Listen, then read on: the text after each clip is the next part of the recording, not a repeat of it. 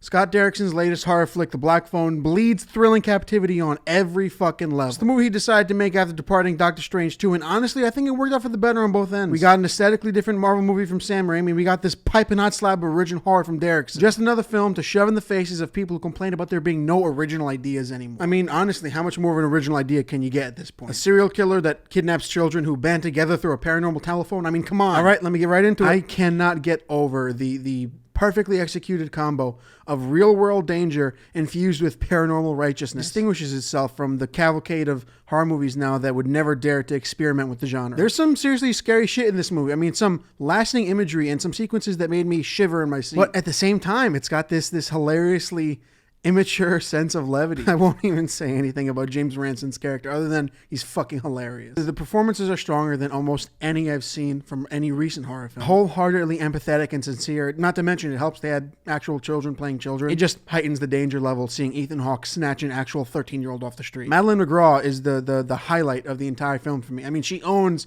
every scene she's in through sheer electrifying charisma. But you can't leave her on-screen brother out. Mason Thames counterbalances her unrelenting magnetism with unrelenting heart. The two of them, their relationship is the most engaging part of the film. I've certainly related to it with my sibling. And of course, the Ethan Hawke essence continues with this chilling performance. Hawke's essence just looms over the film. And since we don't see his face the majority of it, he steps up his performance and his physicality so well. He's uncomfortably intimidating, yet strangely youthful, which makes it all the more unsettling. Even if you haven't seen Sinister, you could tell that this wasn't Hawke and Derrickson's first collaboration. You know what I mean? It felt like there was so much more room to play around with such a awful character. The film definitely could have been longer. Honestly, I could have watched another fucking 30 minutes. But also, I think something about the brisk runtime puts a lot more emphasis on the story in the moment rather than fleshing out the lore or anything. Because that's when you always get bogged down in facts and details that don't service the story in the moment. Honestly, I'm just glad that we've got